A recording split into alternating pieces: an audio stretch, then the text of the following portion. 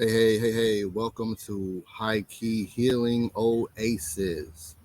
My name is HÍKEE, out in nature on this bright and sunny day. In this video, we're going to get into healing the spiritual causes of physical illness. Before we get into that, I'll give you a little brief introduction of myself.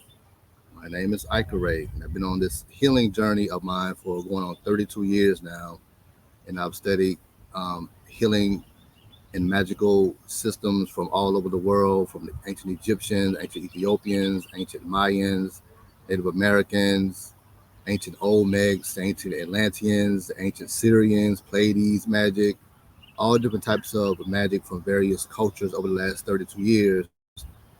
And in those cultures, I find that they address the supernatural cause or the spiritual cause of physical illness every time. Every time there's a physical illness, there's something spiritual in relation to it. And these days we get straight into, well, if you're sick, it's food related, but that's not the case all the time. Of course, if you're eating a lot of junk food, this is going to wreak havoc on your physical body. But the ancients recognized a more holistic approach to healing, and that was to remove the spiritual or supernatural cause of disease. In this video, I'm going to upload five little short snippets of or excerpts of information I received from a few books I've been studying over the years. We're going to address five different cultures and get their take or their view on healing illness or disease. And we're going to start with the ancient Egyptian tradition.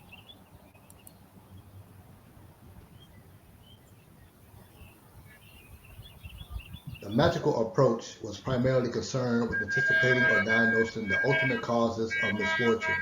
The source of a disease, for example, might be traced to the anger of a deity, the magic of a foreign sorcerer, or the malice of a demon or a ghost. Magic therefore answered the question, which is so often asked when disaster strikes, why me? The Egyptians did not deal in theories, and their literature affords little information concerning their view of disease, but they never resigned themselves to the ideas that death was natural and inevitable. Life, once begun, should continue indefinitely. The people had the same belief in the malignant activity of spirits toward mankind as their contemporaries. Demons prowl around at all times, and when disease and death overtook the person, it was a result of curse or attack from an enemy, visible or invisible, a man with an evil eye, an animal or reptile, a maleficent spirit or a ghost of the dead, or even an inanimate object. And death was practically regarded as an assassination or murder.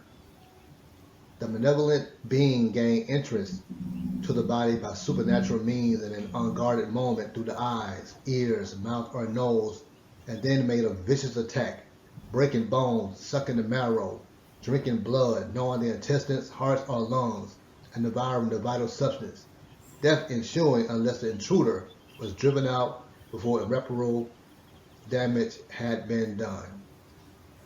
So we see here in the ancient Egyptian culture that they regarded death as a assassination or murder coming from those spirits that were attaching the clients or the victims. In ancient times, there was always a spiritual cause to the physical illness. There's an excellent book on Amazon called Your Body is Trying to Tell You to Love Yourself, something like that, by Lisa Bird, something like that. It's a yellow book with a pink heart around it. They talk about in that book, mental and emotional issues resulting in physical issues. If you're holding on to anger, hatred, bitterness, jealousy, these emotions have a punishing effect on the physical body.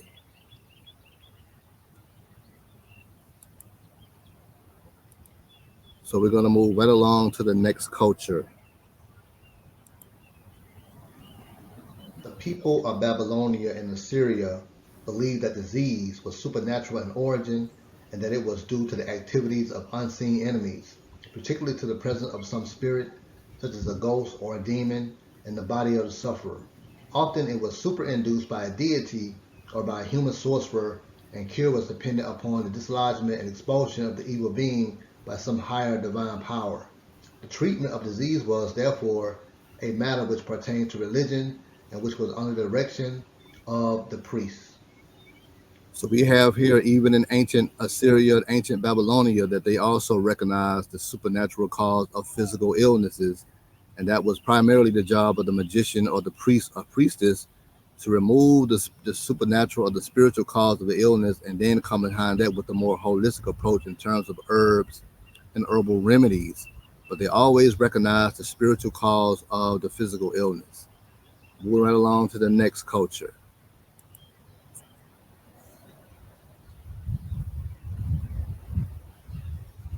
In ancient India, disease was considered a manifestation of the will or power of some supernatural being. It might be from the gods in punishment for sin, as in the case of dropsy caused by Varuna, or it might be due to a mere caprice of a benevolent deity. From the earliest times, all morbid conditions of the mind and body, except such as were regarded as divine vengeance, were believed to result from attacks or possession of evil spirits which surrounded man on every side. A cure could be effected only by propitiating, appeasing, or expelling them, and the gods were appealed to for assistance through the use of Vedic hymns, prayers, and sacrifices. So here again, we have in ancient India, they recognized that you had to remove the supernatural cause of physical illnesses. In those ancient times, even in our day, sorcerers, witches, warlocks can send curses at people, and this will often result in a physical illness.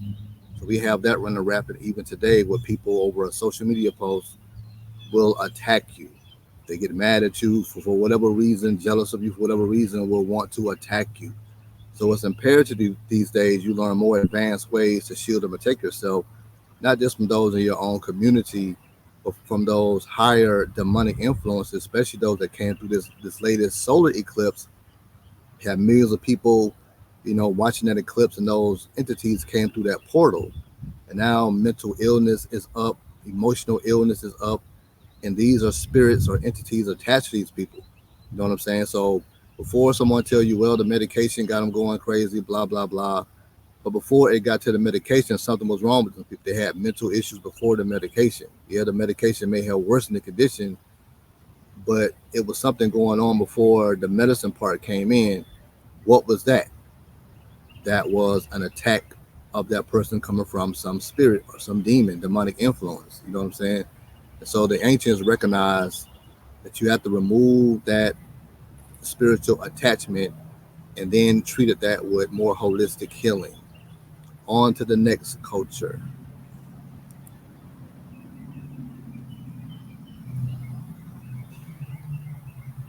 Scattered references in the Iliad and Odyssey make it clear that in the early periods, the Greeks believed that the deity sent disease and death upon mankind in anger and revenge for impiety, vows unperformed, sacrifices unoffered, and unjust deeds, or because of the wickedness of the human heart to free themselves from their evil plight.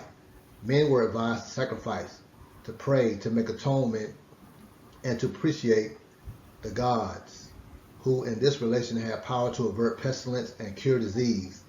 It is by no means possible to avoid disease sent from Zeus, yet do thou at least pray to thy father, even unto King Poseidon. The healing art of the early Greeks was, therefore, intimately connected with their religion and mythology. See, we have here the Greeks also recognize that deities themselves, goddesses and gods, can send illnesses to the people if they're not being, they're not given the proper offerings and all of that. So also very important to your healing is connecting more so with your ancestors, more of your ancient ancestors. Giving reverence, giving libations, giving food, burning incense for them, burning money for them. All this will help you to heal and evolve and move forward in your world. You know what I'm saying? The more you energize your crew in terms of offerings and all that, their energy resides within you, obviously. So once you're, burning the money for them, giving them the food offerings, that energy awakens within you that will help you to fight the negative forces that dwell within you and all around you. And also, they will guide you towards the information you need to further protect yourself. Wow, it's bright and sunny. Yeah, I didn't know it was going to be this sunny. But yeah, they will guide you towards ways you can better protect yourself. Moving on to the last culture here.